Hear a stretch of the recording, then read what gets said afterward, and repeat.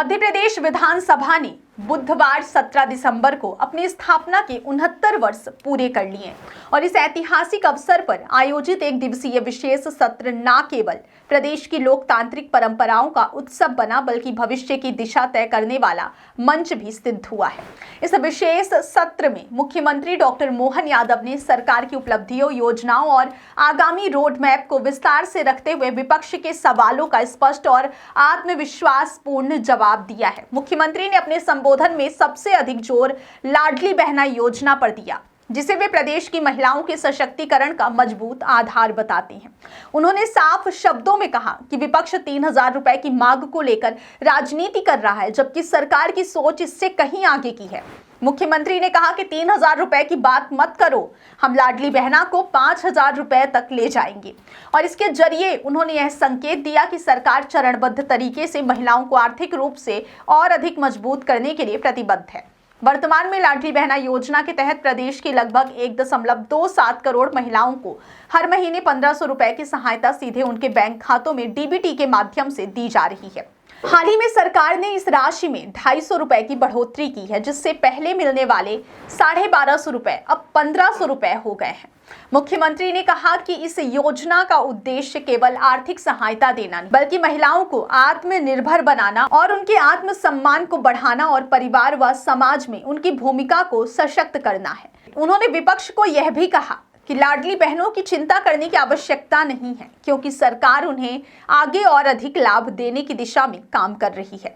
अपने भाषण में मुख्यमंत्री ने सुरक्षा और कानून व्यवस्था के मुद्दे पर भी सरकार की दृढ़ नीति को सामने रखा। उन्होंने कहा कि राज्य सरकार ने नक्सलियों और डकैतों के खिलाफ सख्त और निर्णायक कदम उठाए हैं और तय समय सीमा में इन समस्याओं को समाप्त करने का काम किया गया है, जिससे प्रदेश में शांति, विकास और निवेश के लिए अनुकूल माहौल बना है। इसके साथ ही मुख्यमंत्री डॉक्टर मोहन यादव ने बेरोजगारी जैसे गंभीर विषय पर भी खुलकर बात की और बताया कि सरकार के पास रोजगार सृजन को लेकर एक स्पष्ट और दीर्घकालिक रोड मैप है। उन्होंने कहा कि सरकार 2047 के लक्ष्य को ध्यान में रखकर योजनाएं बना रही है और आने वाले 1 वर्ष में सरकारी विभागों में 1 लाख पदों पर भर्ती की जाएगी। इतना ही नहीं, अगले 5 वर्षों में 2.5 लाख सरकारी नौकरियां देने का लक्ष्य तय किया गया है।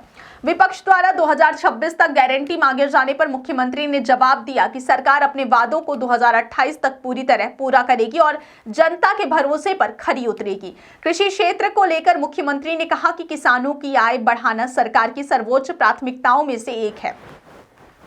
उन्होंने उदाहरण देते हुए बताया कि वर्ष 2003 में किसानों को गेहूं का समर्थन मूल्य मात्र 500 रुपए प्रति क्विंटल मिलता था, जबकि आज यह बढ़कर 2600 रुपए प्रति क्विंटल तक पहुंच गया है। साथ ही 175 रुपए प्रति क्विंटल का बोनस भी दिया जा रहा है। यह बदलाव इस बात का प्रमाण है कि सरकार किसानों के हितों को लेकर गंभीर है और उन्हें उनकी मेहनत का उचित मूल्य दिलाने के लिए निरंतर प्रयास कर रही है। ओबीसी आरक्षण के मुद्दे पर मुख्यमंत्री ने कहा कि यह केवल सरकार का नहीं बल्कि पूरे समाज का विषय है। उन्होंने बताया कि कोर्ट द्वारा 13% पदों पर रोक लगाई गई और इस चुनौती का सामना करने के लिए सभी को एकजुट होकर अदालत में मजबूती से लड़ाई लड़नी होगी, ताकि सामाजिक न्याय सुनिश्चित किया जा सके। खाद की किल्लत को लेकर मुख्यमंत्री ने कहा कि सरकार इस समस्या की स्थायी समाधान की दिशा में आगे बढ़ रही है और जल्द ही किसानों के घर घर खाद पहुंचाने की व्यवस्था लागू की जाएगी।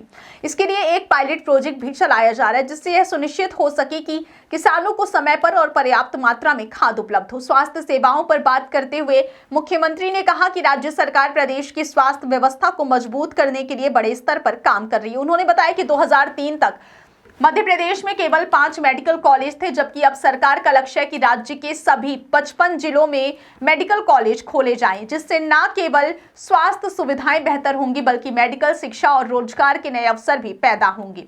अपने पूरे संबोधन के दौरान मुख्यमंत्री डॉक्टर मोहन यादव का फोकस स्पष्ट रूप से विकास, सामाजिक सुरक्षा, रोजगार, कृषि, स्वास्थ्य और कानून व्यवस्था पर रहा। विधानसभा के 69वें स्थापना दिवस पर दिया गया यह भाषण न केवल सरकार की उपलब्धियों का लेखा जोखा था, बल्कि आने वाले वर्षों के लिए एक विजन डॉक्यूमेंट की तरह भी देखा गया, जिससे महिलाओं के सशक्तिकरण से लेकर युवाओं के रोजगार और किसानों की समृद्धि तक हर वर्ग के लिए सरकार की मंशा और प्रतिबद्धता साफ झलकती है।